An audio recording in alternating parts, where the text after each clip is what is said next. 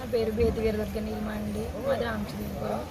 2023లో నాకు పెళ్ళిళ్ళ ప్రారంభ ద్వారా సంబంధం అయితే వచ్చిందండి. అతను చర్చి పాస్టర్ అంట. చాలా చర్చిలు కూడా ఉన్నాయండి అతనికి. వాళ్ళు 2 days ముందు వస్తామని చెప్పి మాకు ఇన్ఫర్మేషన్ ఇచ్చి సెకండ్ డేను థర్డ్ డేను నైట్ వచ్చారండి. మార్నింగ్ నుంచి వెయిట్ చేస్తే రాలేదు. నైట్ వచ్చి 7:30 ఆ టైంకి వచ్చారండి.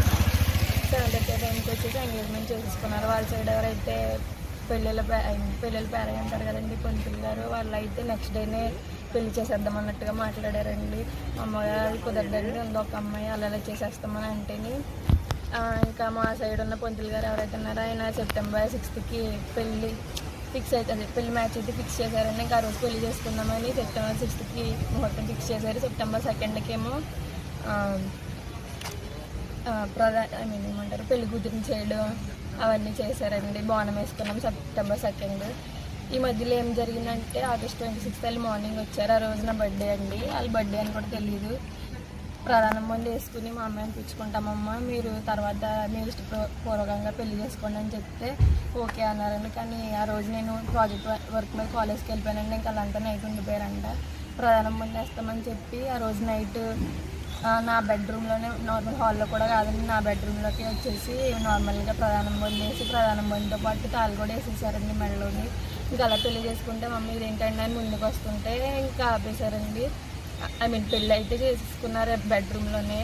ఆపేసి ఇదంతా కరెక్ట్ కాదు కదండి అంటే, అలాగో మీరు పెళ్లి చేసుకున్నామని ఫిక్స్ చేసుకున్నారు కదమ్మా, ఇంకా ఆ రోజు సాంప్రదాయబద్ధంగా చేసుకోండి అంటేనే ఓకే అన్నారండి. తర్వాత పెళ్ళికి వచ్చిందని చెప్పి వాళ్ళు అమ్మకి రిటర్న్ మనీ ఇవ్వడం అయితే జరిగింది.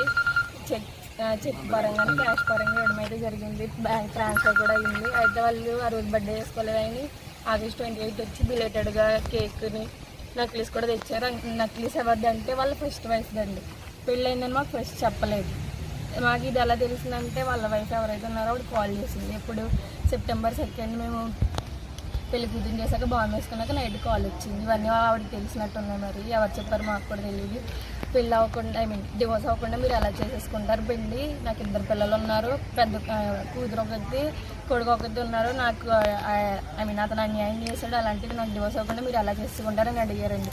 మాకు ఇతను డివోర్స్ అయిందని ఎప్పుడు చెప్పారంటే నా మెడలో తాళి కట్టేసాక ఇవన్నీ అయిపోయిన తర్వాత ఆయన నాకు డివోర్స్ అయిందని చెప్పాడు. ఏంటి డివోర్స్ పేపర్స్ కూడా ఉన్నాయమ్మా, నేను మీకు సబ్మిట్ చేస్తానని కూడా అమ్మతో అన్నారు. ఇంకా ఎలాగో పెళ్లి చేసుకున్నారు కదా, చేసేది ఏముంది, డివోర్స్ అయిపోయింది కదా, డివోర్స్ కూడా అయిపోయింది కదా అంటే సరే నా అమ్మ కూడా యాక్సెప్ట్ చేయడం జరిగింది. ఇంకా ఆవిడ కాల్ చేసి ఇలా నాకు 2 పిల్లలు ఉన్నారు, డివోర్స్ అవ్వకుండా మీరు ఎలా తీసుకుంటారని ఆవిడ స్టేట్మెంట్ ఇవ్వడానికి ఇలా గొడవలు జరగడంతో రామచంద్రపురం పోలీస్ స్టేషన్కి అయితే వచ్చాము. ఇప్పుడు వచ్చామంటే